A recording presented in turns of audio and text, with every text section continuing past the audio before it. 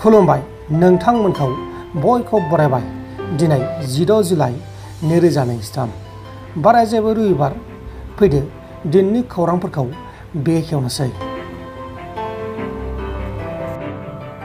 चिरां डिस्ट्रिक्टनि सिङाव थानाय बिरेनगाव गामि साखाथियाव गंसे गारिजों थांबाय थानाय सासे बर' सुबुङा हरखाबै लामानि जाब्रबथाय जानानै मोनसे गोथौ हाखराव गोलैलांनानै अबथिरायै जिउ गोमादों। थैनाय सुबुंनि मुङा जाबाय सुदेम नार्जारी 40 बोसोर बैसोनि। राजस्थान रायजोनि उदयपुराव सानै लेबारफोरा गंसे हटेलनि गाज्रि मुवा बेसाद जाबोर गारग्रा टेंकिखौ साफा खालामबाय थानाय समाव गाज्रि गेस मोनजानानै हां लानो हायै जानायनि जाहोनाव अबथिरायै जिउ गोमादों। थैनाय सानै लेबारफोरनि मुङा जाबाय महेन्द्र 27 बोसोर बैसोनि आरो बिजय 33 बोसोर बैसोनि। मिड रजत सोरखारखौ बायगोन होननानै आं बुङाखैमोन। गोसो जायोब्ला सानसेयावनो बिटिसिआव सोरखार सालायनाय होननानै बुंनायनि सायाव इएम उरुप कुमार दे बिथाङा खेंफोरथिफिनदों।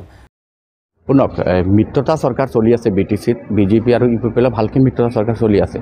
কালি আমাৰ দলীয় সাংগঠনিক সভা আছিলে ওদালগুৰি জিলাত আৰু লগতে ভাৰতীয় জনতা পাৰ্টিৰ জিলা কাৰ্যালয় নিৰ্মাণৰ কাৰ্যসূচী আছিলে।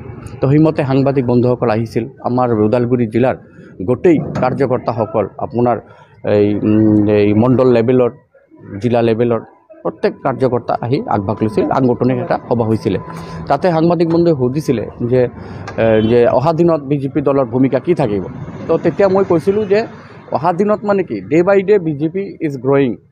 কি কেনেকুৱা যে দিনৰ দিন বিজেপিৰ মানে কাৰ্যকৰ্তাৰ বিস্তাৰ লাভ কৰি আছে, কাৰ্যকৰ্তাৰ উৎসাহ বাঢ়ি আছে, কাৰ্যকৰ্তাৰ সংখ্যা বাঢ়ি আছে। এইমতে বিজেপিক অহা দিন বিটিচিত একপক্ষীয় চৰকাৰ বনাব 2025 নিৰ্বাচনত।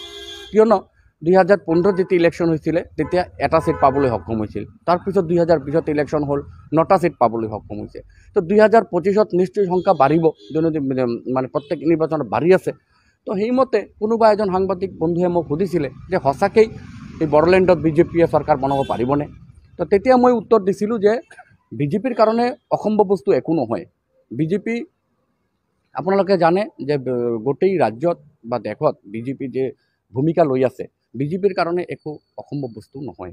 তো বিজেপি যদি বিচাৰে তেনেহ'লে বিজেপিয়ে চৰকাৰ বনাব পাৰে। কিন্তু মই সেইটো কোৱা নাই যে মিত্ৰতা ভাঙি যাব। আপোনালোকে চাব সেই নিউজ চেনেলটোত বা সেই সংবাদটোত আপোনালোকে শুনিব যে মই সেই কথাটো কোৱা নাই যে মিত্ৰতা ভংগ হৈ যাব। মই কৈছিলোঁ যে বিজেপি দলে বিচাৰিলে সম্ভৱ হ'ব পাৰে, কিন্তু 1 ছেকেণ্ডত ভাঙি আমি বেলেগ চৰকাৰ বনাই দিম, বিজেপি চৰকাৰ বনাই দিম, এইটো মই কোৱা নাই। কিন্তু সাংবাদিক মই চেনেলক মই অনুৰোধ জনাইছোঁ যে মই স্পষ্টীকৰণ দিম এই চেনেলত যে কথাটো এনেকুৱা নহয়। কথাটো মই কৈছোঁ কি আৰু হৈছে কি। কথাটো এনেকুৱা হৈছিল যে বনাব পাৰিবনে। তো কোনোবা দলক কোনোবা যদি এনেকুৱা কয় তো দলেতো ক'বই। তাৰ যিহেতু মই সেইটো মানে দলীয় সাংগঠনিক সভাত মই আছিলোঁ, কোনো চৰকাৰী কাৰ্যক্ৰম নাছিলে।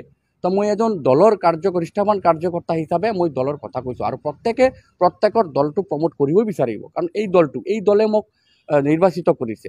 এই দলৰ পৰা মই ইএম হৈছোঁ।